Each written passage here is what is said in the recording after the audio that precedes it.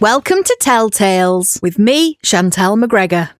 Nothing, nada, zilch, and more nothing. What's the question? Well, I don't know about you, but when I see or speak to someone who I haven't seen for a while, I ask them what's new. And what do they say? Nothing, nada, zilch, or any other saying which means exactly the same thing. So, someone asked me the same question the other day, and what did I say? Nothing. No, I don't mean I was being ignorant or feigning deafness. I said the word nothing. Anyway, that and my credit card bill got me thinking. I haven't done a podcast in ages. And why? Because there's nothing new. Even my credit card statement has nothing new. They charge me the same every month for not putting up a podcast. So what am I getting for my money? Nothing. Nada. Zilch. And then I thought, why haven't I done any podcasts? I should have had time, really. 2 gigs in a year. According to my friend Diane, that means there's another 423 days in the last year where I haven't done a gig or a podcast. So what have I done? Well, I must have done plenty of things. I don't seem to have had a load of spare time, and I haven't become a recluse in a Yogi Bear onesie, but I can't have done anything exciting. I've not been stopped by the police for exercising, and I've not been helped by a paramedic for exercising. So I don't think I've overdone that.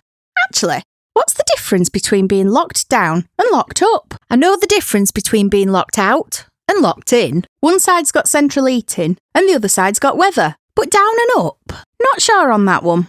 So if I've done nothing and everyone else has done nothing, what's everybody done?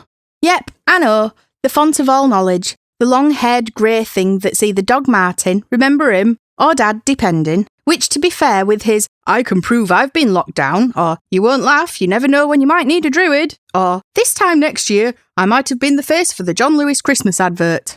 Well, he hasn't done much, and he certainly has not been for a haircut, or preparation for crufts. So apart from now being able to go on Mastermind, with specialist subjects including the purchasing options of Amazon, possible entry into the Guinness Book of Records for the most chocolate digestive biscuits eaten in a year, which, by the way, if a certain European supermarket wants to sponsor him, he prefers the milk chocolate ones, and says that they're better than the major brand, who shall remain nameless.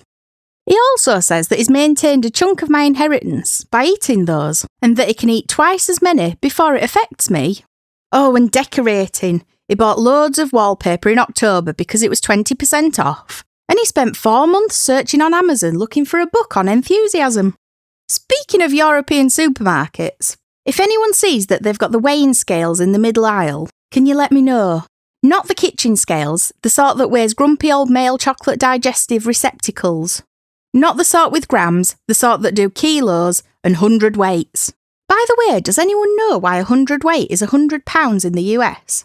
Which makes sense because it's 100 weights of £1 each, but it's £112 in the UK. Did they deliver too many weights and say, sorry mate, our fault. You can keep the extra 12 and we won't charge you for 'em. And the middle aisle, how many more are like him? You go in, walk round for your exercise, and walk out with a carrier bag full of digestive biscuits and welding rods. Well, let's face it, you never know when you need a welding rod.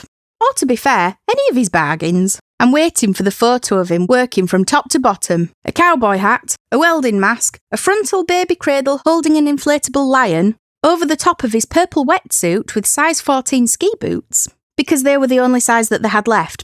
But on the bright side, they still had the thick thermal ski socks, so he wears 7 pairs of those at the same time, whilst flying his drone with one hand and putting up his teepee with the other, whilst twirling around like a demented womble, trying to keep his hula hoop spinning.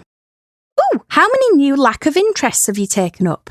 So, nothing, the Arabic symbol of zero, a capital O. Now I have a theory, or is it an idea? Not sure. Anyway, my thoughts are this. Does a zero or circle mean that wherever you start to go around from and whichever direction you go, you always finish up at the same place? So that's why watches and clocks are round. Why they've got to go around twice in a day, I'm not so sure. Maybe it's because our eyesight isn't too good, or maybe it's one for each eye. In these strange times, watches being round makes sense. So why not calendars? The days, the weeks, the months, they're all the same.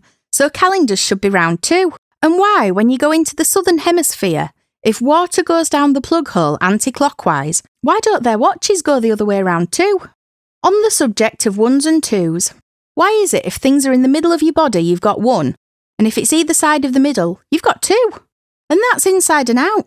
Just curious. Anyway, must dash. I've got an appointment with a onesie. So what did I do today? Zero. Nada. Zilch.